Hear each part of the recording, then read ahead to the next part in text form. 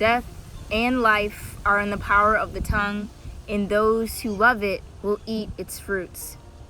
Shalom, Israel. Who told us that sticks and stones may break my bones, but words will never hurt? Because that's some BS. Did you know that every single word that we have, every single thing that we utter out into the atmosphere has energy behind it? Just like Proverbs 18:21 says, death and life are both in the power of the tongue. So we get to create our own reality. Even in Paleo Hebrew, the word abracadabra means I create that which I speak. The Most High created everything. He spoke everything in existence with one speech. That's why it's called universe. With that in mind, ever since I was a little girl, I was so fascinated by words. And because I was bullied a lot, I learned at a very young age that words matter. And I would see how they would affect me. I would be at home, my parents would build me up with encouraging words, and I would just go to school to be torn down again. And my first message that I preached when I was 11 was watch your mouth. And it was about the power of words. And so today I just wanted to quickly go over some things that we say in the English language that you might not really think twice about.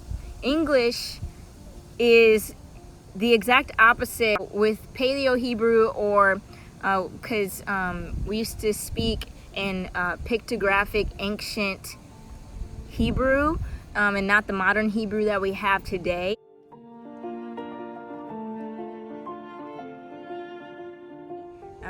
And then we spoke and wrote in Phoenician, which is right to left instead of left to right like English.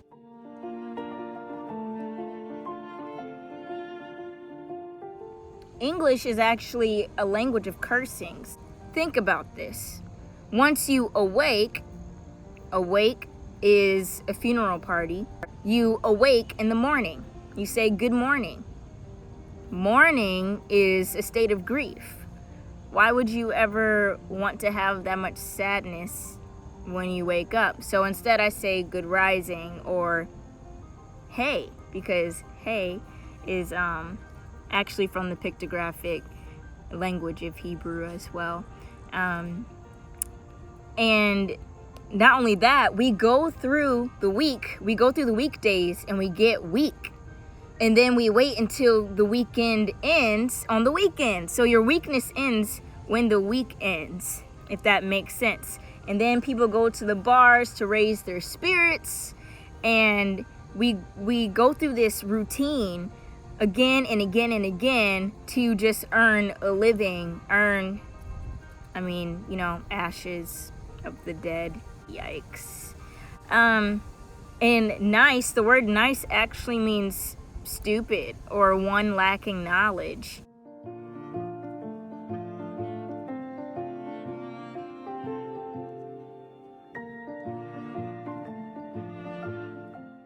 Black, the word black in Old English and even before that, it meant bleak or bleach. Fair, what we know to be fair.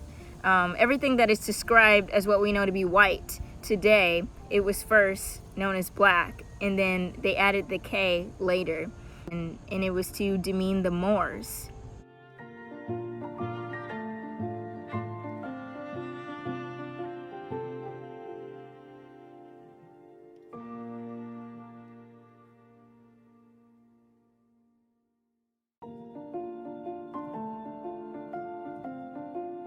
What about job? You go to your job. Job in Hebrew actually means it's Iyov, and it's Strong's H347, and it means hated and persecuted. So when you go to your job, I guess that's why you think your life sucks. Have you ever noticed in school you learn to spell? We learn to write in cursive. Well, not anymore. They don't teach that anymore. But I learned to write in cursive. So we're learning cursings, spells, and I already told you about this about TV programs. They program your mind. Every single time we utter words that our conscious mind picks up, we also have images that are being created in our subconscious mind. And that's why a lot of the big industries, this is not a conspiracy theory. You can look up, you can learn this in psychology, it's basic psychology. There's subliminal messages that are put into certain presentations, on advertisements. Your conscious mind doesn't pick that up, but your subconscious mind does. Then all of a sudden you find yourself liking certain things or disliking certain things based on the messages that are encoded in that information. Just remember, the Most High is the creator, right? And because we are made in his image, male and female, he gave us the ability to create as well. Your words might be the most important tools that you have in order to create and change the atmosphere that is around you to be a more righteous atmosphere instead of a negative or a sinful or unrighteous atmosphere. Be intentional. Be careful. Be wise with what you say. The fascinating thing is, it's not only what you say, it's also how you say it, how you convey your words, what the energy is behind your words, what the vibration is behind your words. And I'm going to show you guys I'm going to speak to my dog real quick. I'm going to speak pleasant words in an unpleasant tone. Let's see what happens. You are so annoying. Yes, you are.